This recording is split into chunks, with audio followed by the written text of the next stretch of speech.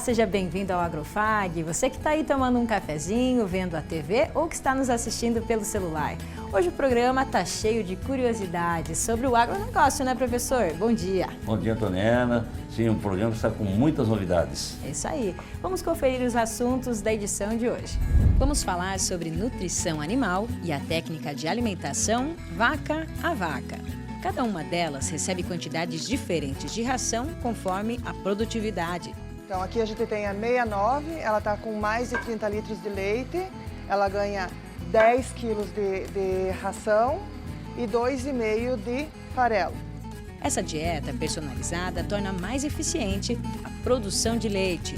Estando bem nutrida, ela vai te responder em produção, em reprodução e sanidade. Vamos mostrar também que o investimento em fontes alternativas de energia se reverte em economia para o produtor rural.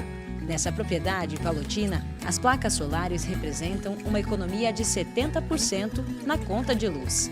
No estúdio, especialistas explicam que essa energia limpa ainda pode render lucros através dos créditos de carbono. Tarde de Campo do IDR Paraná reúne produtores interessados na pecuária leiteira. Vamos falar com o autor do livro Terra da Gente, que narra a história do agro no Paraná. A Isa vai trazer informações sobre o cultivo de morangos e tem o manejo das lavouras de aveia, que são uma opção nos plantios de inverno. No caso, essa aveia taura, que é essa variedade aqui, ó, já dá para ver a diferença, né? Embaixo, conforme o cacho vai saindo, ele vai polinizando, já está começando de madurar. E embaixo ainda está enchendo o grão. É normal da aveia, né?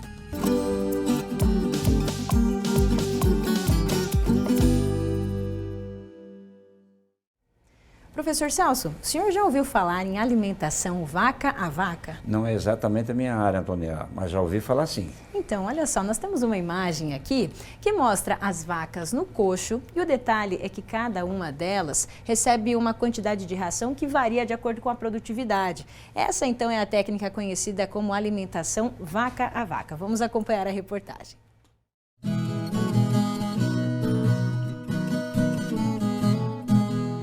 Nesta propriedade de 15 hectares em Cascavel, a pecuária leiteira é a principal fonte de renda. O rebanho, formado por 45 vacas da raça Jersey, rende em média 820 litros de leite por dia. Quem lida com os animais é o Jacir e a esposa dele, a Eliane. Faz 18 anos que o casal se dedica a essa atividade, dividindo as tarefas diárias. As ordenhas são realizadas 2 vezes por dia, uma pela manhã às 6 horas e a outra no final da tarde. Chega de manhã, faz a ordenha aqui, eu faço a alimentação e elas ficam livres aqui. Ela fica tanto acesso à comida como acesso ao conforto para elas deitar e descansar. Né? Aí faço a raspagem do barracão aqui, limpeza, mexe cama e elas ficam aqui. Né?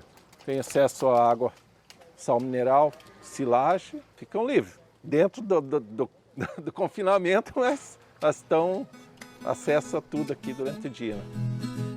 Na propriedade, a área destinada ao plantio também é utilizada para a produção leiteira, já que os alimentos colhidos na lavoura são destinados exclusivamente ao consumo do gado. No verão eu faço milho. Esse ano agora que passou fiz um pouco de sorgo, que eu corto fresco e sirvo diário. E agora, a intenção agora nessa próxima verão fazer mais uma área de sorgo, né? E o milho. Aí no inverno tirou a silagem, o milho, silagem, aí enche de aveia, né? Aí é só aveia. E agora está quase no ponto de corte de novo, mas mais uma semana aí estamos cortando a aveia, para servir fresca no coxo. Né? Há cerca de 10 anos foi implantado no manejo do rebanho o modelo de alimentação vaca a vaca, em que a dieta de cada animal varia de acordo com o volume de produção. Jacir explica que a ideia surgiu através da experiência de outros produtores. Isso em vários cursos a gente já sempre está participando, sempre ouvia o pessoal comentando, os técnicos falando, né, parte de nutrição e tal. Aí, através do IDR, que daí começaram, vamos fazer um balanceamento individual por animal, como a maioria dos produtores fornece junto na silagem, ou ali em geral para todo o rebanho. E como eu já desde o início fazia o trato individual por animal no coxo aqui, daí a gente começou a adotar a dieta individual daí. Uma curiosidade é que aqui o Jacir ele faz a alimentação vaca a vaca no momento da ordenha e não no espaço onde os animais estão confinados. Então agora a gente vai ver, Jacir, como que você faz a separação das vacas. Que elas entram geralmente em ordem, quase todas já têm a sua sequência, né? A gente vai...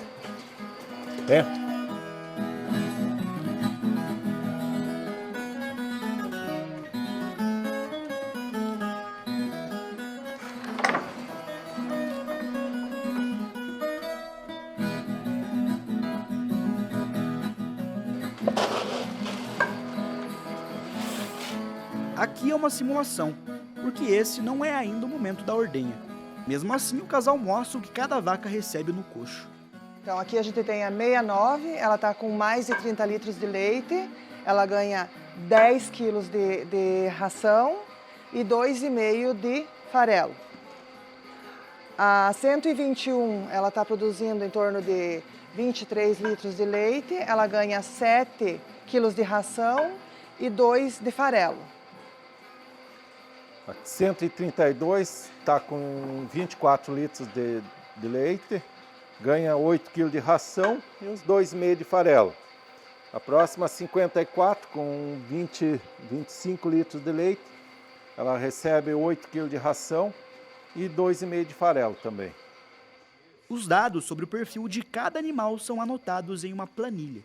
Elas, como a gente faz todas elas têm o brinco, a gente conhece cada uma, né?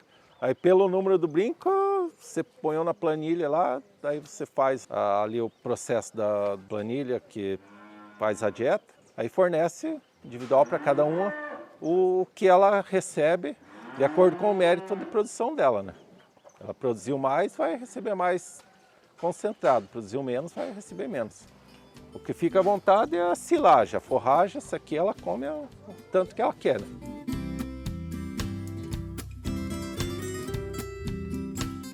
O Endrigo é o extensionista do IDR Paraná que acompanha o trabalho na propriedade. Ele conta que com as informações sobre a produtividade individual de cada vaca, é possível elaborar uma dieta balanceada.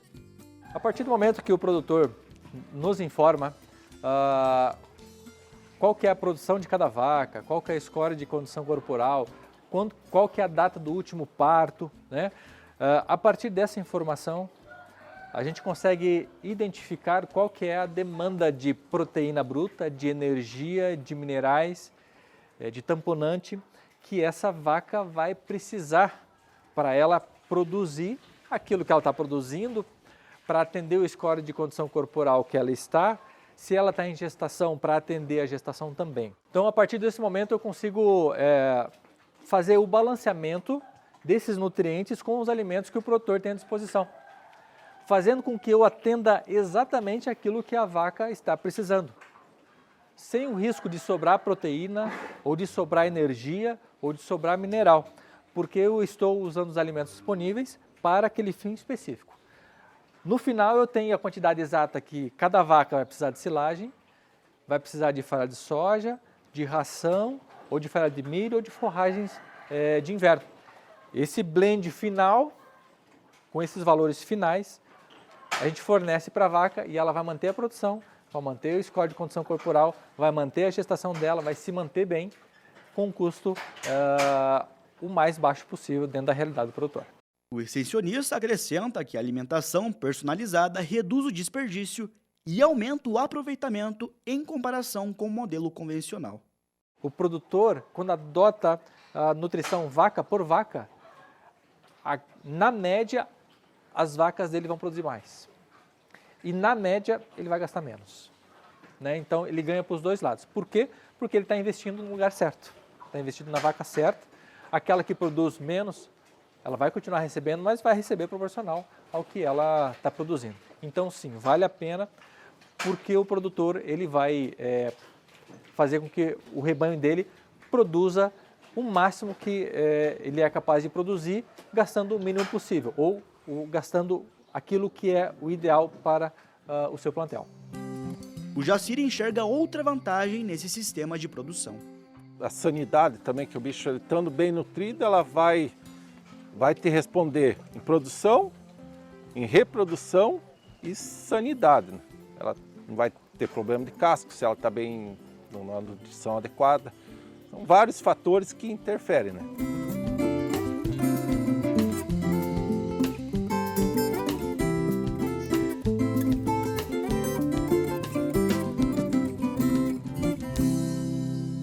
Bacana, né, professor? E a gente vê aí os produtores buscando técnicas para melhorar ainda mais a produção. Tanto na vaca, na parte leiteira, né, como na parte de cortes, a gente vê os pecuaristas trabalhando intensamente em novas tecnologias, né? Vamos dizer assim, usando a inovação que vem vindo. E essa tecnologia vai dando resultado em produtividade e eficiência, né? E o pecuarista está, vamos dizer assim, adquirindo e acatando essa técnica. E isso vai dar rendimento. E ele percebe que isso é uma grande vantagem para ele a nível de rendimento e de produtividade e de eficiência. Exatamente. E que faz a diferença, né? Muito bem. E o assunto continua sendo a nutrição animal. Essa semana, o IDR realizou uma tarde de campo sobre a pecuária leiteira lá no espaço do Show Rural Copavel. Os produtores que participaram do encontro tiveram acesso a informações importantes que podem auxiliar no aumento da produtividade.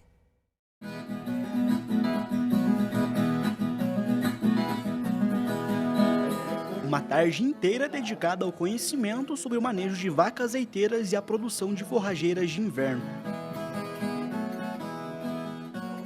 O evento reuniu cerca de 100 pessoas, entre produtores rurais, técnicos, acadêmicos e gestores financeiros. A primeira palestra ficou por conta do pesquisador do IDR Paraná, Vanderlei Beth. Ele falou sobre a nutrição das vacas leiteiras e lucratividade. Depois, José Luiz Moleta apresentou estratégias para aumentar o retorno econômico com bezerros de corte dentro da atividade leiteira. A ADAPAR trouxe orientações sobre a sanidade e a defesa agropecuária, destacando medidas voluntárias e obrigatórias para a prevenção da tuberculose e da brucelose. Os participantes também foram a campo para a segunda parte da programação. Um dos estandes apresentou novas cultivares de aveia desenvolvidas pelo IDR Paraná, voltadas ao pré-secado e à suplementação com grãos. O outro mostrou práticas de implementação e manejo de forrageiras de inverno. Marcos cultiva soja e milho e cria um rebanho de 30 animais em uma propriedade de 13 hectares. Ele veio de Serranópolis do Iguaçu, cidade que fica a 92 quilômetros de Cascavel, porque queria saber como se faz para implementar o gado de corte na pecuária leiteira.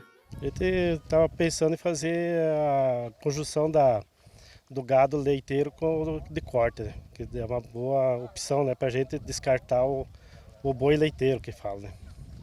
E o senhor já tem uma ideia de quando que vai começar isso na sua propriedade? A gente já vai providenciar, porque a gente já tem curso de inseminação, a gente já vai adquirir sêmens para fazer a melhoria já. A produção de leite é a principal fonte de renda do Edmar. A propriedade dele fica em Cascavel mesmo e tem 11 hectares. Ele estava em busca de uma alternativa para reduzir o custo com a alimentação do rebanho durante o inverno. A gente veio aqui mais a questão das aveias, né, que é o que principal agora do inverno, e a gente precisa por causa da alimentação do gado, porque como acontece de gear, a gente acaba ficando com o pasto reduzido e daí a silagem se torna meio caro e a aveia ela se torna um custo mais barato na produção do leite. E a gente vem buscar uma coisa melhor para a gente poder ficar mais barato o valor do litro para nós ganhar um pouco a mais na questão do final do mês, né. Das variedades que foram apresentadas aqui, alguma chamou mais a sua atenção? Tem uma que chamou a atenção por questão de potencial de energia, que é o que mais dá leite, né? Então a gente acaba crescendo os olhos nesse sentido por questão de ganhar mais em produtividade por animal daí. O Paulo também trabalha com leite. Destina metade do que as vacas produzem para os laticínios e a outra metade para a fabricação de queijos. A preocupação maior é não faltar comida, né? E no inverno a gente tem essa... Como eu que trabalho com um sistema de pastoreio, né? Não é confinado, então eu trato uma metade de silagem, metade de pasto. Então no inverno é um problema. Então eu sempre procuro uma aveia, né? Na realidade, uma pastagem de inverno em geral, né? Foi o que mais a gente veio ver, né? Veio procurar melhorar.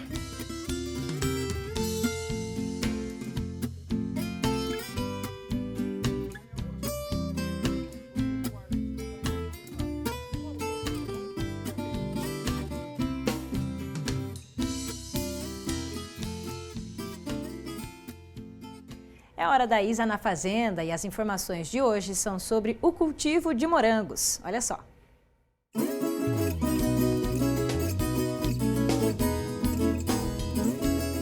Bom dia, Antoniela. Bom dia, professor Celso. Nesta semana, realizamos o transplante de mudas de morango aqui na Fazenda Escola, adotando um novo sistema de cultivo. No sul do Brasil, a época recomendada para o transplante de mudas de morango varia conforme a cultivar. Os materiais de dia curto são preferencialmente transplantados no início do outono, enquanto os de dia neutro podem ser transplantados de maio em diante, garantindo colheita escalonada durante o ano. A cultivar adquirida foi a Albion, que é considerada uma variedade de dia neutro, ou seja, sua frutificação não depende da duração do fotoperíodo. Ela floresce e frutifica independentemente das horas de luz disponível no dia. Esse comportamento possibilita uma produção contínua ao longo do ano, desde que mantidas condições adequadas de luminosidade, temperatura e manejo. As mudas de Albion apresentam bom vigor produtivo por cerca de 3 anos, sendo recomendada a substituição após esse período, para evitar a queda do rendimento e da qualidade. Em termos de produtividade, cada planta pode produzir 1 kg de frutos por ciclo e atingir até 2 kg em condições muito favoráveis, especialmente em cultivo protegido. Outra mudança importante planejada foi a transição do sistema em slabs, que são os sacos de substrato, para o cultivo em calhas suspensas. Essa alteração proporciona maior uniformidade na fertirrigação, melhora a drenagem, reduz riscos de encharcamento e de ocorrência de doenças de solo, além de permitir maior densidade de plantas por área útil. Esses fatores tornam o sistema mais eficiente, elevando a qualidade final dos frutos e otimizando o uso de recursos.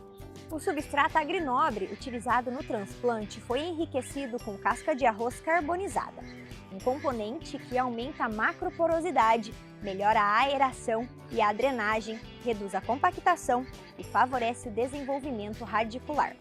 Com raízes mais ativas e saudáveis, as plantas respondem com frutos de polpa firme, coloração intensa e maior vida de prateleira. Segundo a Embrapa, o Brasil tem uma produtividade média nacional que gira em torno de 38 toneladas por hectare. E no Paraná, a área cultivada é de aproximadamente 500 hectares. A produção se concentra principalmente na região metropolitana de Curitiba e no norte pioneiro. O estado figura entre os principais produtores nacionais. Para quem deseja iniciar o cultivo de morango, este é o momento ideal. Com o fim do período frio, as condições climáticas ficam mais favoráveis ao estabelecimento das mudas, que se desenvolve melhor com temperaturas amenas e dias mais longos. Ele também pode ser cultivado em casa, produzido em vasos, floreiras ou pequenos canteiros, desde que haja substrato leve e bem drenado, boa luminosidade e irrigação. E se você também quer começar uma produção, busque assistência técnica para colher os seus próprios morangos fresquinhos e com muita qualidade. Não deixem de acompanhar o Agrofag nas redes sociais. Nos vemos na próxima semana. Até lá! Valeu, Isa!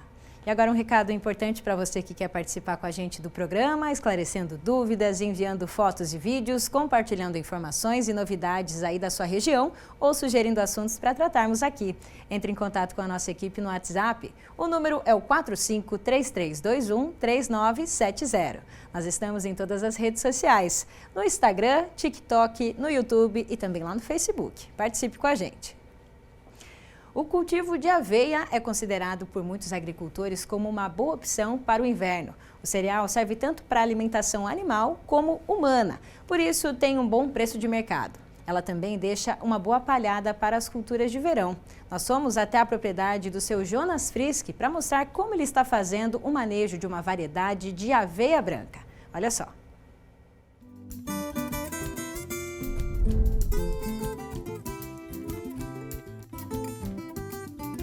Esses campos de aveia ficam em Sede Alvorada, distrito de Cascavel. Nessa safra, 32 hectares foram cultivados com a variedade Taura, um tipo de aveia branca desenvolvida tanto para consumo humano como animal. O plantio foi feito no fim do mês de abril. E agora, após 120 dias, as plantas estão em fase de enchimento de grãos. Jonas é o produtor responsável pela lavoura e acompanhou de perto todo o manejo. No caso, essa aveia Taura, que é essa variedade aqui, ó, já dá para ver a diferença, né? embaixo, conforme o cacho vai saindo, ele vai polinizando, já está começando de madurar. E embaixo ainda está enchendo o grão. É normal da aveia, né? Essa variedade de aveia branca é uma conhecida de longa data do produtor. Além de uma boa produção de grãos por hectare, a qualidade é ideal para a indústria e as plantas apresentam um ciclo precoce no desenvolvimento. Jonas explica que o manejo da aveia branca é parecido com o do trigo. Foram feitas 3 aplicações de fungicida, principalmente contra a ferrugem e o ataque de pulgões e lagartas. Acho que ele ia precisar de quase mais uma ainda, como está alongando o ciclo, né? Porque a ferrugem, no caso, é o principal problema dela, né? E acaba prejudicando no enchimento do grão final, né? Daí o grão não fica tão pesado. Então tem que cuidar com doença. Ela é mais doente do caso que a aveia preta, né? A aveia branca ela tem esses problemas. Outra prática que faz a diferença na produtividade da aveia é a aplicação de um redutor de crescimento do pote das plantas. O uso desse produto ajuda a reduzir o acamamento e favorece o enchimento dos grãos. Quando ela acama, ela perde muita massa foliar e ela precisa da folha para encher o grão, né? Então você não tem a qualidade de grão final, né? Então se conseguir manter ela em pé, talvez aqui está bonito, né? Parece que vai produzir um monte, mas talvez em pé produza até mais, porque vai ter uma qualidade maior, um peso maior do grão, né? Então tem que tentar manter ela em pé, né? A questão do redutor também, ele ajuda a engrossar o colmo, no caso, né? Para não acamar, justamente, fortalecer o colmo e também até em questão de geada acaba ajudando um pouco. Com colmo grosso, né? Uma contribuição importante da aveia é com relação à saúde do solo. A cultura deixa uma palhada de qualidade, ideal para o plantio da soja na sequência. Mas pelo menos vai dar uma boa palhada, né? Tá bonito. E a soja produz bem melhor em cima de palhada assim do que no caso de cima de palhada de milho e de safrinha. Na hora de vender a aveia, o agricultor encontrou um nicho de mercado, a nutrição para cavalos. Criadores procuram essa variedade pelo alto teor de proteínas e fibras, e também por ser facilmente digerida pelos animais. A diversificação de mercado, no início a gente procurou, quando trabalhava com meus irmãos, a gente montou uma indústria aí que beneficiava ela, e o grão ele tinha específico para mercado de pássaros, né? Usavam nas rações, nas misturas, e ganhavam um valor, agregavam um bom valor na época, né? Daí a gente foi mantendo a tradição de plantar, e aí surgiu o pessoal que mexe com cavalo também, que eles usam bastante de tratar aveia. Eu continuo nesse mercado. Então tem os que sempre pegam com a gente e vai indicando para outros que também querem, não conseguem. Como na nossa região aqui produz muito soja, milho e safrinha, o plantio de aveia é muito pouquíssimo mesmo. Então para eles é difícil conseguir. E quando consegue de fora fica inviável por causa do valor, daí não compensa, né? Então acabo atendendo esse pessoal aí. Mas tem bastante criador de cavalo. O preço pago pela saca de 60 quilos gira em torno de R$ 90. Pelo fato de ter espaço para estocar a produção nos silos da propriedade, a venda é constante e o retorno financeiro é vantajoso. Eu consigo um valor razoavelmente bom, até quase melhor que o trigo, né? Mas a gente tem que ter a estrutura de guardar, né? Porque esse para esse pessoal dos cavalos a gente vende aos poucos, né? Durante todo o ano, então tem que ter o espaço para você guardar. Então lá na propriedade vocês têm um armazém também? A gente tem ali um silo, tem barracão, tem moega, tudo, então para mim no caso não é difícil, fica fácil de fazer essa estocagem, né?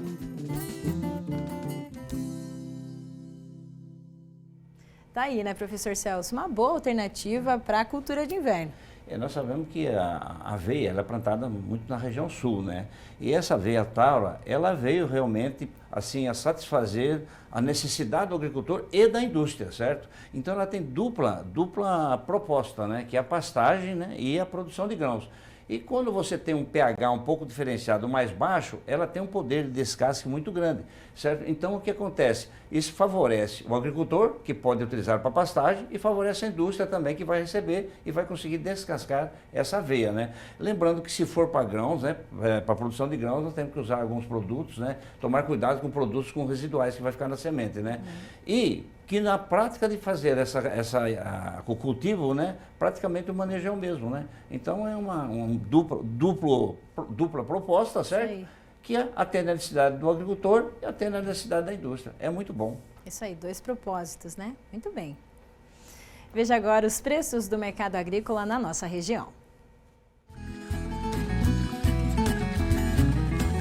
Em Cascavel, a saca da soja foi cotada essa semana a R$ 120, a saca do milho R$ 51 e a saca do trigo R$ 76.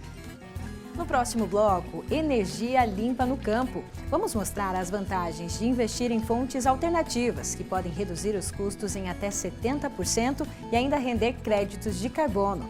No estúdio, especialistas explicam como isso pode ser feito. É já já.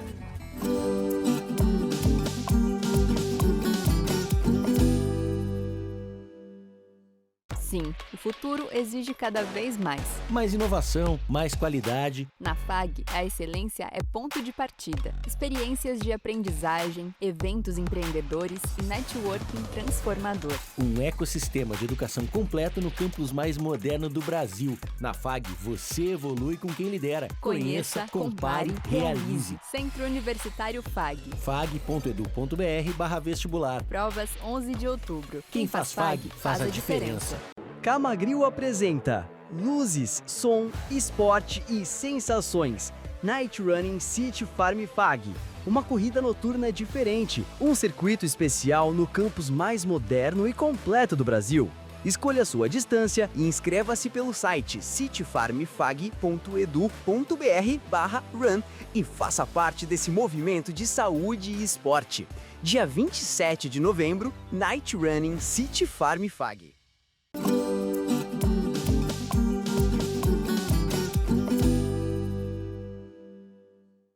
Cada vez mais o produtor rural tem se preocupado com os custos no consumo de energia elétrica, principalmente para quem lida com a piscicultura ou granjas de aves e suínos. Por isso, tem aumentado muito o interesse por fontes alternativas. Um exemplo são as placas de energia solar, estratégia que pode reduzir em até 70% o valor pago na conta de luz. Nós fomos até a propriedade do Éder Secluski, piscicultor que decidiu investir nesse sistema. Olha só. Nesta propriedade, em Palotina, no oeste do Paraná, a criação de peixes teve início há cerca de 20 anos. Hoje são 6 açudes com capacidade para abrigar 350 mil tilápias. A produção média é de 370 toneladas por ano. O sistema é de integração com uma cooperativa.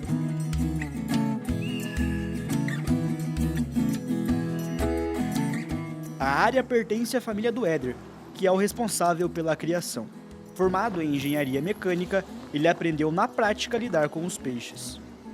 Isso aqui já está um tempinho, perto de 9, 10 meses, né? Próximo de 900, 1 quilo, está pronto para o abate. E foi com a prática também que o Éder aprendeu que, além da alimentação e dos cuidados com a sanidade, a piscicultura tem outro custo que é alto: a energia. O gasto mais fundamental na piscicultura, né? Verão é onde que se tem o uso muito extremo, né? Muito intenso. Os equipamentos que mais consomem energia são os aeradores. Por aqui, o Éder utiliza 25 aparelhos, que possuem múltiplas funções, entre elas a de manter a oxigenação da água e também a de controlar a temperatura, principalmente no verão. A solução encontrada pelo piscicultor foi investir em um outro modelo de geração de energia: as placas solares. Tinha que fazer alguma coisa diferencial, né, para conseguir tentar dar um giro legal na propriedade.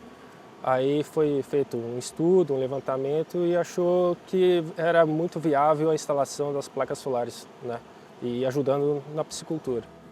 Foram instaladas 220 placas, que geram 14 mil kWh por mês, o que representa 70% da energia consumida na propriedade, que era de 20 mil kWh.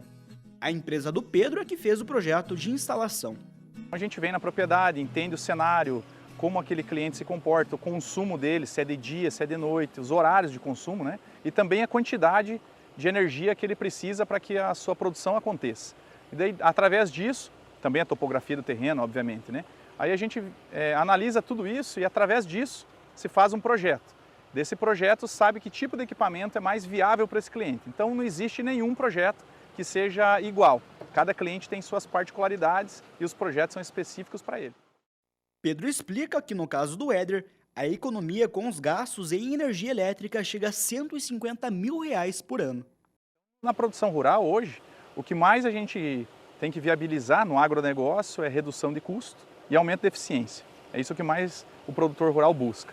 Com a fotovoltaica a gente consegue reduzir todos esses custos e esse dinheiro da economia ele consegue colocar em eficiência, em melhoria, em projetos de aumento e expansão da sua produção.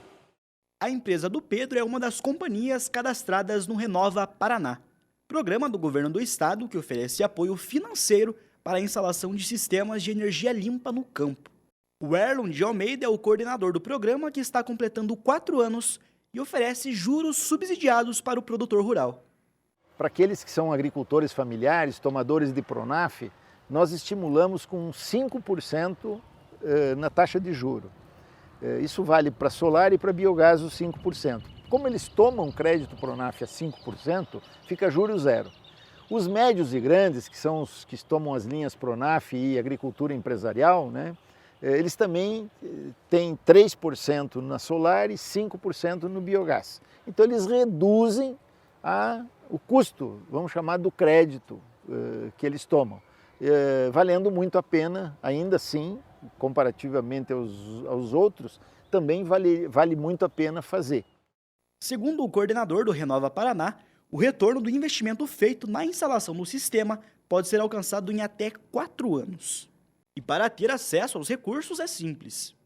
Um agricultor ele não precisa saber de energia, conhecer energia, fazer essas contas. Ele pega a fatura dele, a fatura de energia dele, e leva no IDR. E nós calculamos para ele. Nós temos um sistema nos nossos computadores, vamos chamar assim, e o pessoal, com os dados da fatura do produtor, a gente preenche esse sistema e nos dá o resultado. 2 resultados. Nos dá a potência que precisa ser instalada para ele compensar a energia que ele demanda, baseado na fatura, está tudo dentro da fatura dele. Ali tem um monte de informação que a gente traduz para ele rapidamente. Um é a potência instalada e o outro, a gente faz uma estimativa de custo.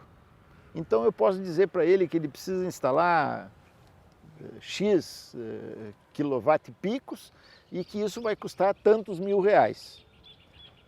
Nesse cálculo, ele tem já uma orientação de parte do IDR para ele fazer orçamento no mercado.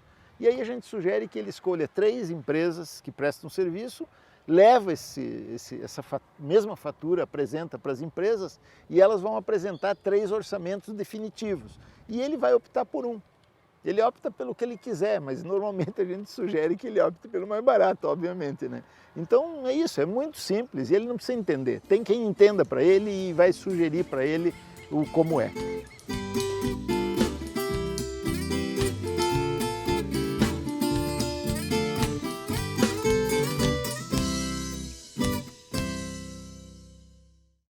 E aqui no estúdio a gente segue falando sobre a geração de energia renovável e também alguns detalhes aí que são muito benéficos para os produtores rurais.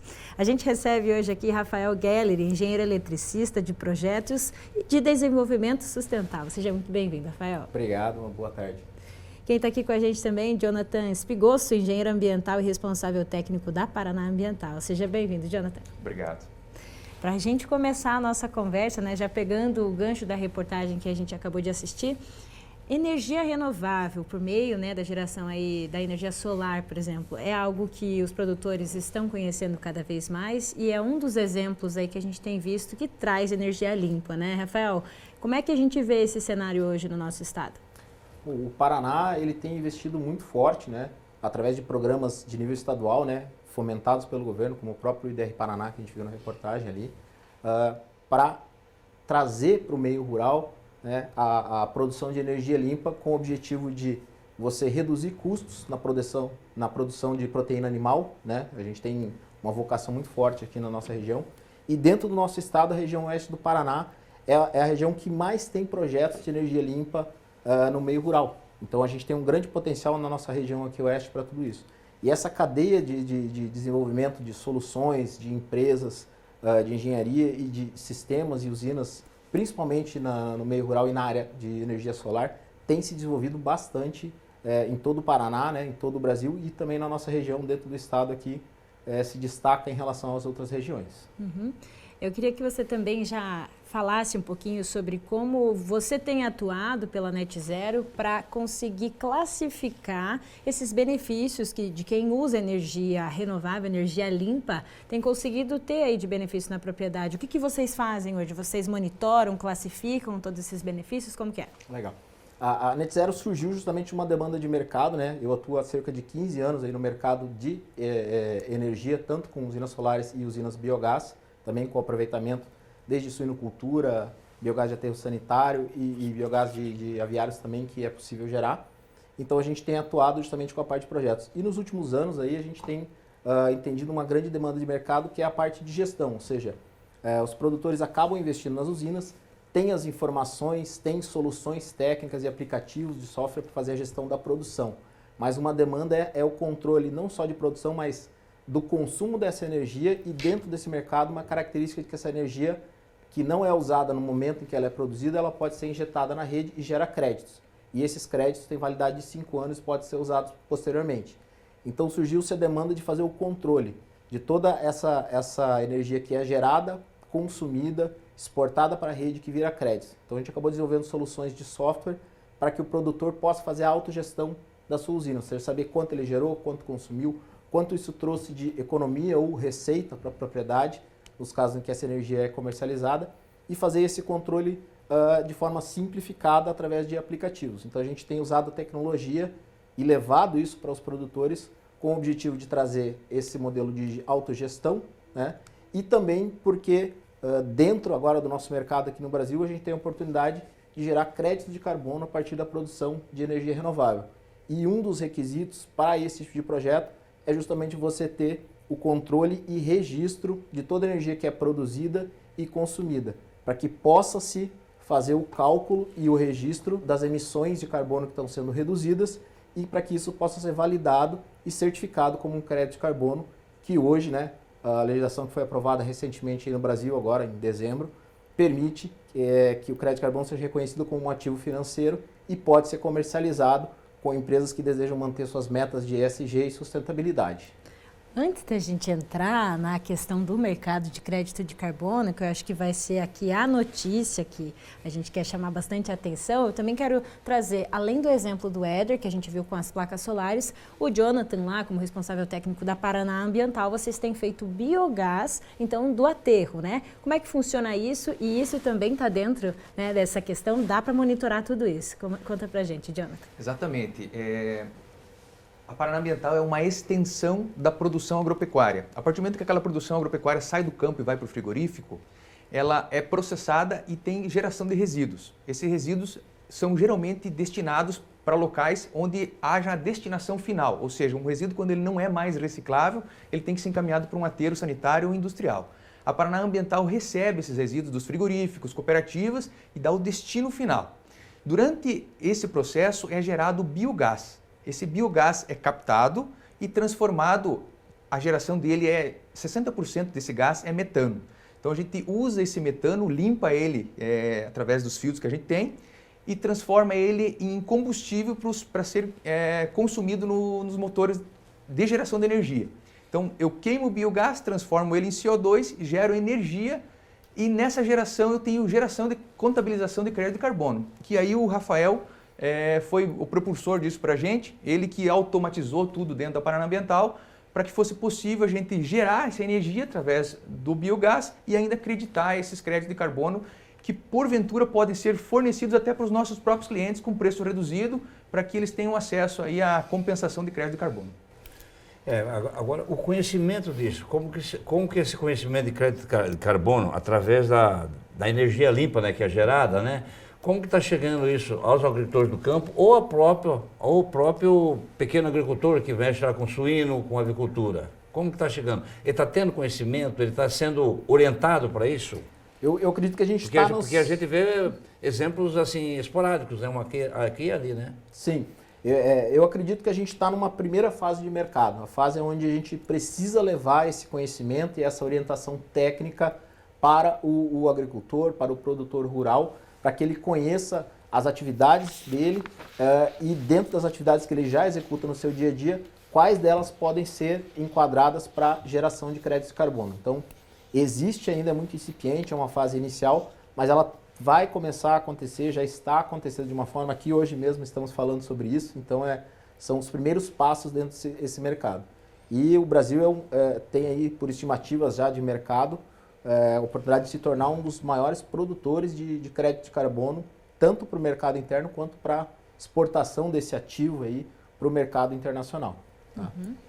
E eu também quero já que vocês expliquem para a gente sobre a questão, por exemplo, o professor Celso citou produtores lá de suínos, das aves, né, com as granjas, os aviários, enfim, quem está fazendo a produção de biogás também e biometano. Vocês têm lá a usina, por meio, então, da geração do biogás. Vocês conseguem fazer, né, um termo até que eu queria que vocês explicassem, essa questão de geração de energia renovável para autoconsumo remoto. Então, é um termo que parece difícil, mas vocês, então, gerando essa energia lá com o biogás, conseguem trazer isso para outros clientes. Esses clientes também vão ter essa geração do crédito de carbono? Como é que acontece? Sim, é uma grande oportunidade de mercado. Vamos pegar o exemplo da Paraná Ambiental, que é um exemplo bacana. Paraná Ambiental, já com a sua vocação de negócio para prestação de serviços ambientais, através da queima do biogás, gera esse crédito de carbono e produz energia limpa. Essa energia limpa, ela pode ser fornecida para uma determinada empresa, né? Um restaurante, uma panificadora, um supermercado, que ao comprar essa energia diretamente do fornecedor de energia limpa, está comprando junto o ativo ambiental, que é o crédito de carbono, ou seja, ele vai economizar com essa compra de energia direta, ou seja, reduzindo o seu custo do ativo energia elétrica e também está neutralizando as próprias emissões de carbono devido ao consumo de energia, que se enquadra dentro desse mercado de carbono como escopo 2. Então ele vai zerar as suas próprias emissões e por ele estar recebendo essa energia de uma usina diretamente, ele vai ainda ter um crédito excedente de carbono, que hoje, já no Brasil, existe regulamentação e existe orientação técnica regulada pela CVM, a Comissão de Valores Imobiliários, para que ele possa escriturar esses créditos de carbono na contabilidade da empresa dele e dentro do mercado regulado que está se desenvolvendo aqui no Brasil, ele vai poder comercializar esses créditos de carbono com grandes empresas demandantes aí, desse tipo de crédito, principalmente no setor de transporte, metalurgia, aço e siderurgia, que vão ser os grandes demandantes que vão precisar comprar esses créditos de carbono. Ele vai poder comprar, por exemplo, esse crédito de uma micro, uma pequena empresa que investiu numa energia limpa, que escriturou isso e tem esse crédito como um ativo para comercialização, gerando, além da questão toda da neutralização de carbono, uma receita excedente com a venda desses créditos de carbono que ele vai poder ter na sua estoque lá na contabilidade. E o importante, complementando, esse crédito de carbono ele não precisa ser comercializado localmente. Ele tem liberação para ser vendido ou comercializado mundialmente. Porque o sequestro foi em nível mundial. Ele foi gerado aqui ou foi sequestrado aqui, mas o mundo inteiro corrobora para que esse crédito seja sequestrado, né? Então, é um ativo que quem contabiliza, quem tem ele, pode comercializar a livre mercado nacional ou no exterior. E para produtores como o Éder, que a gente viu na reportagem, né, tem lá a sua energia renovável sendo gerada na propriedade, como é que ele pode acessar hoje em dia, né? Como é que ele pode acessar esse mercado do crédito de carbono? Começando a classificar o que ele já faz aí de sustentável na produção? O Éder em si já tem um projeto elegível, né? Porque ele já tem energia limpa através da geração solar e ele tem uma atividade que é a produção de proteína, né? Através da criação de tilápias. Então, esse processo dele já caracteriza e torna elegível o que ele já tem como atividade, o que ele já tem na propriedade, elegível a fazer o registro e a certificação de créditos de carbono, que podem ser utilizados de duas maneiras. Uma, para que ele possa comprovar que a produção dele na piscicultura é net zero, ou seja, é carbono neutro, tá? Ou ele pode registrar, gerar esse crédito de carbono para comercializar com terceiros.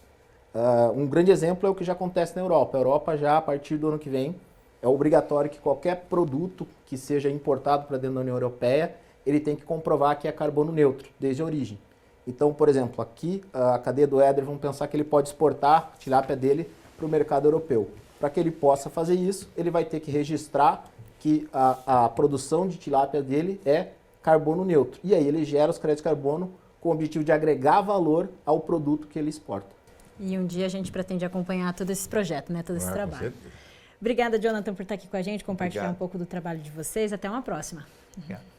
Rafael, também obrigada por esclarecer essas dúvidas aí. A gente segue acompanhando os detalhes aí, seja da lei, né, da legislação do crédito de carbono e todos os projetos de vocês também. Até mais. Obrigado. Vamos seguir acompanhando agora como fica a previsão do tempo para os próximos dias.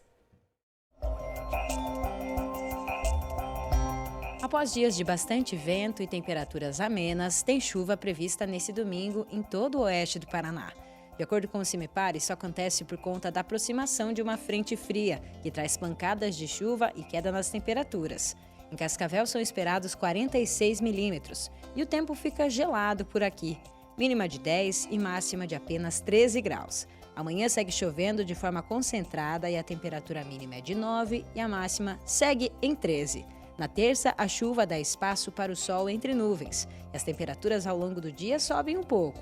A variação é dos 9 aos 19 graus. Na quarta-feira tem sol e temperaturas variando entre 11 e 23, com tempo firme de quarta-feira em diante. Em Guaíra, hoje também tem chuva esperada. O volume fica próximo dos 30 milímetros e as temperaturas variam dos 12 aos 15 graus.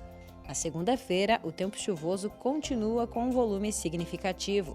Os termômetros nas primeiras horas do dia indicam sensação gelada, mínima de 11 e máxima de 14 graus ao longo do dia. Na terça, o tempo estabiliza com mínima de 10 e máxima de 21. Para quarta-feira, sol e temperaturas entre 11 e 25 graus. Também tem sol no restante da semana. Vamos ver agora o quadro de Foz do Iguaçu, que mostra uma indicação de chuva de 11 milímetros para esse domingo. 11 graus é a mínima e 13 a máxima. Na segunda, sol entre nuvens marcam o dia. Pancadas de chuva não são descartadas. Temperaturas entre 10 e 15 graus. Na terça-feira, cai um pouco a temperatura, mínima de 8 e máxima de 21. E o sol pleno volta para a cidade. Também será assim na quarta-feira. As temperaturas continuam frescas, entre 11 e 24 graus. Até o próximo final de semana, o tempo permanece estável.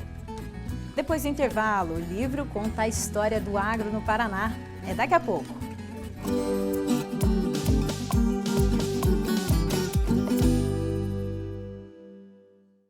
Camagril apresenta luzes, som, esporte e sensações. Night Running City Farm Fag. Uma corrida noturna diferente. Um circuito especial no campus mais moderno e completo do Brasil. Escolha sua distância e inscreva-se pelo site cityfarmfag.edu.br/run e faça parte desse movimento de saúde e esporte. Dia 27 de novembro, Night Running City Farm Fag. Sim, o futuro exige cada vez mais. Mais inovação, mais qualidade. Na FAG, a excelência é ponto de partida. Experiências de aprendizagem, eventos empreendedores e networking transformador. Um ecossistema de educação completo no campus mais moderno do Brasil. Na FAG, você evolui com quem lidera. Conheça, compare, realize. Centro Universitário FAG. fag.edu.br/vestibular. Provas 11 de outubro. Quem faz FAG, faz a diferença.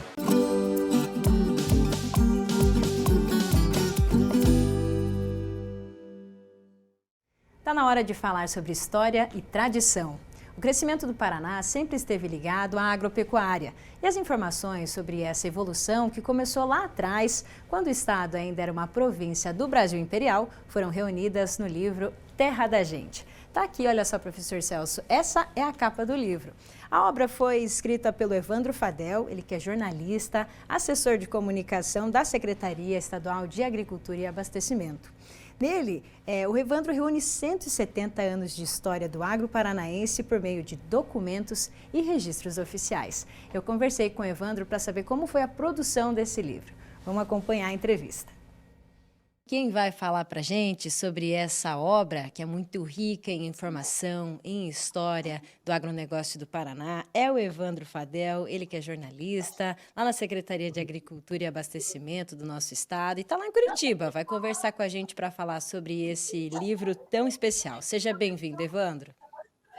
Eu agradeço a gentileza de vocês de me colocarem para falar sobre isso daqui, que talvez seja a coisa mais importante que o Paraná tem, que é a sua agropecuária. Conta para quem está em casa, Evandro, como é que foi a formação desse setor importante? Então, desde essa construção da base até hoje a gente ser referência, né? Na produção de carne de frango, de leite, de suínos, apicultura, tanto de setores aí que o Paraná tem destaque. Conta para gente como é que você foi criando essa linha do tempo. Eu dividi o livro em quatro capítulos. O primeiro capítulo ele pega o Império.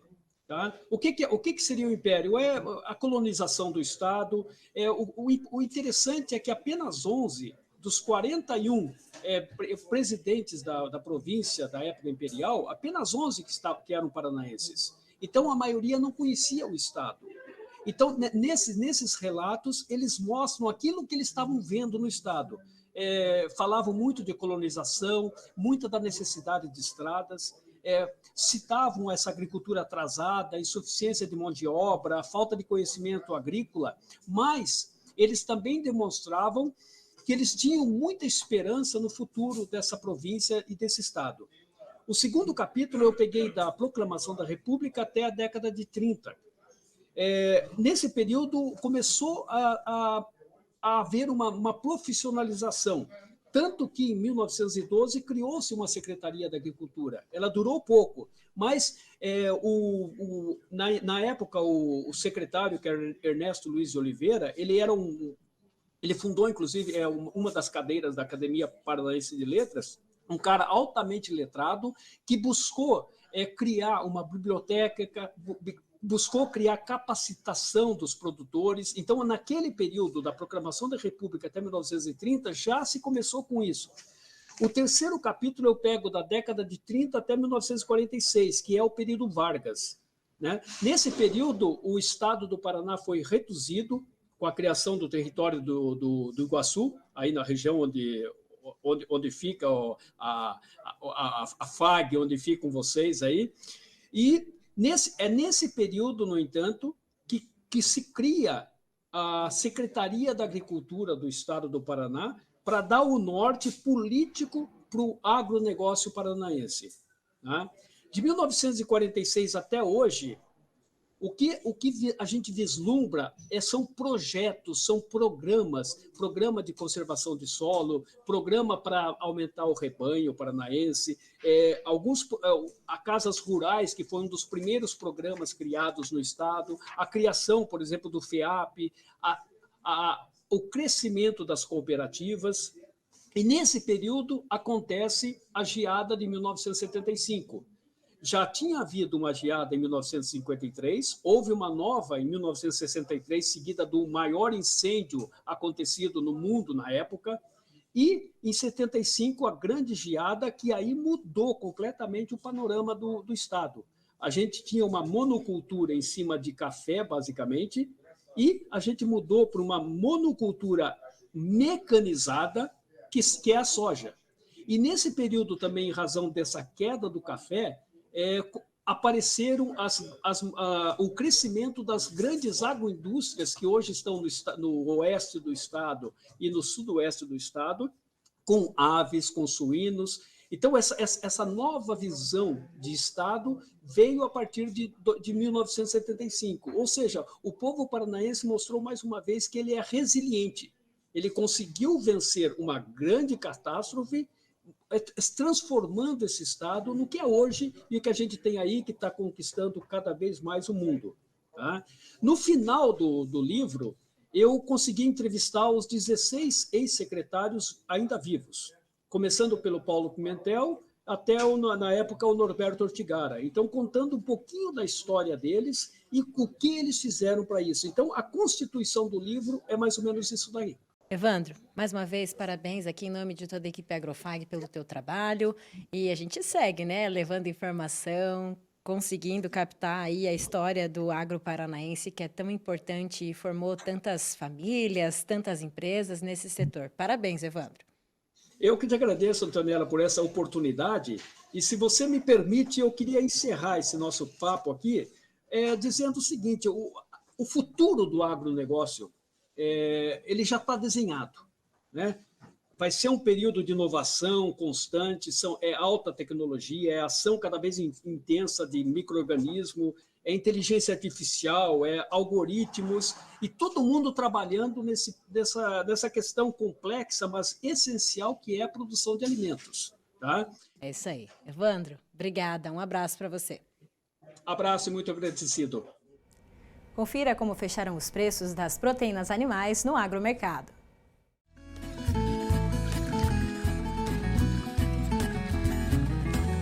A arroba do boi gordo, R$ 310,75, de acordo com o CPEA, média nacional.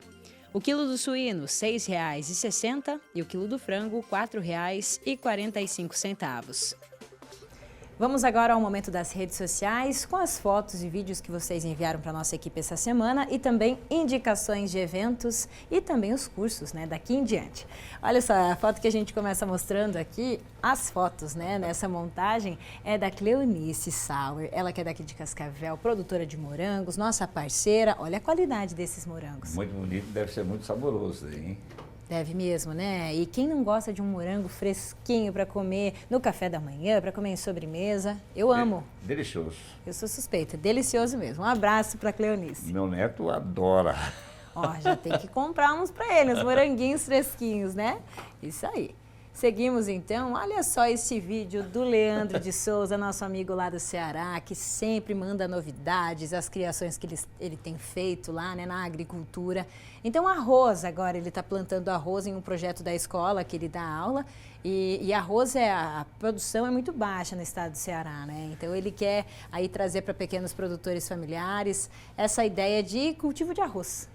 O Leandro é um parceirão nosso, né? E ele sempre traz novidades, né? E leva essas novidades para os alunos dele, né? É muito bacana as ideias dele, muito bacana mesmo, né? Não mesmo. Sai da caixinha, né? Sai da caixinha, professor, um nível mais elevado, né? É isso aí, show de bola. Vamos lá, seguir aqui. Olha só que IP mais linda. Agora é a época dos IPs, das cerejeiras, né? A cidade fica ainda mais bonita. E a Cristiane Honório, ela que é de Nova Aurora, enviou pra gente esse IP lá na propriedade dela, na fazenda. Ela tem produção de vacas de leite. Aproveitou para registrar o IP também. O IP é uma árvore fantástica, né? Perde as folhas e solta as flores, né? É linda, linda, linda. Deixa tudo ainda mais colorido e bonito, né? Muito bem. Olha só, o que a gente tem agora também registrado, aí a Jussara, professora também, lá de Toledo, mandou pra gente que ela exibiu para trazer como um exemplo as boas práticas da cultura do feijão, uma reportagem que foi exibida no Agrofag. Então, lá no Colégio Premen, né, um colégio estadual, o Presidente Castelo Branco, são os alunos de agronegócio do 2º ano na disciplina de gestão em agricultura. Então, a Jussara, nossa querida parceira também, mostrou aqui e exibiu a reportagem do programa. E a gente fica muito satisfeito, até se sente muito orgulhoso se o nosso programa sendo apresentado numa sala de aula, né? Com certeza. Um abração a todos os alunos e a Jussara também. Vamos lá então para as indicações. Falamos hoje aqui no estúdio sobre a oportunidade, né, dos produtores aí no mercado de crédito de carbono, e vai ter uma live sobre esse assunto com o presidente da FAEP, seu Adi Meneghetti, e também a gente tem aí a participação da Samanta Pineda, advogada especialista em direito socioambiental. Então vai acontecer na terça-feira a partir das 3 horas da tarde no canal do Sistema FAEP lá no YouTube. Temos também o 22º Seminário Estadual da Piscicultura, dia 29, então na sexta-feira, né, das 8 da manhã até a 1 hora da tarde. Quem quiser ficar por dentro dos assuntos aí da piscicultura estadual, é uma festa tradicional, né, a festa da orquídea e do peixe lá de Maripá, e o seminário também muito tradicional. Olha aí, Simpósio Paranaense de Tecnologia de Aplicação 2025, um evento que vai acontecer em Curitiba e traz vários detalhes aí, né, da pulverização, eficiência no uso de defensivos, redução da deriva e também legislação e responsabilidade técnica para quem usa drones aí nas aplicações. Vai acontecer então no dia 28 e dia 29, né, quinta e sexta, das 8 da manhã às 6 horas da tarde. Temos também um encontro de produtoras rurais de Cascavel, vai acontecer no dia 4 de setembro, a partir das 8 horas da manhã. Então é um evento, né, aqui da nossa cidade que está ganhando cada vez mais força, a participação feminina no campo e a atuação, né, em cada uma das áreas. A gente traz então mais uma vez esse evento aqui que é super especial e é a 13ª edição. Fica o convite. Olha só, jantar de 10 anos lá da paróquia Santa Luzia, o Padre Gustavo, então sempre conosco também, né? Indicou que vai ser lá no Salão Paroquial, que fica na Rua Suíça, 1887, no Cascavel Velho. Quem quiser, então, né, saber mais sobre esse grande evento aí de comemoração em 10 anos, né, de ordenação do Padre Gustavo, tem churrasco, tem banda, uma festa bonita. Com certeza. Um abraço para o Padre Gustavo também. É isso aí, então com esse evento a gente encerra aqui as nossas redes sociais. Professor Celso, domingo estamos juntos de novo. Ok, Antoniela, bom domingo a todos. Bom domingo, pessoal, uma ótima semana também para vocês. Até o próximo Agrofag.